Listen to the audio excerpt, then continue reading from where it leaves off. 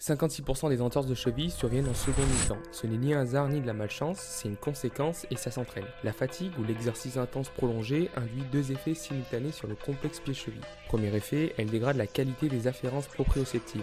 Le système nerveux central reçoit une information moins précise sur la position de la cheville. Sa capacité à anticiper et corriger un mouvement d'inversion diminue. C'est documenté chez le footballeur après seulement 45 minutes de match. Deuxième effet, elle allonge le délai de réaction des muscles fibulaires, premier stabilisateur actif lors d'une inversion soudaine.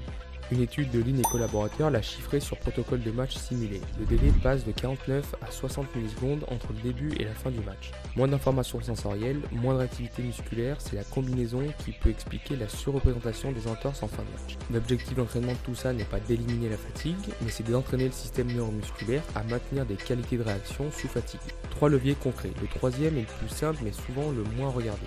Premier levier, le travail proprioceptif sous fatigue.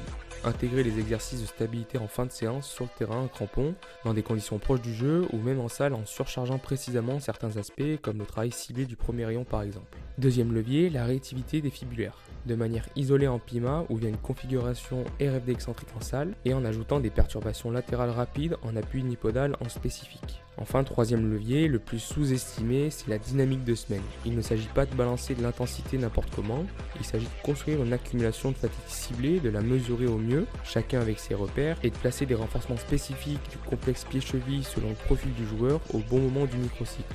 Le joueur doit être prêt le week-end à répondre aux contraintes. En conclusion, l'entorse de fin de match n'est pas un accident, c'est le résultat prévisible d'un système neuromusculaire qui n'a pas été préparé à maintenir sa réactivité sous fatigue ou qui n'a pas été exposé sainement à la fatigue.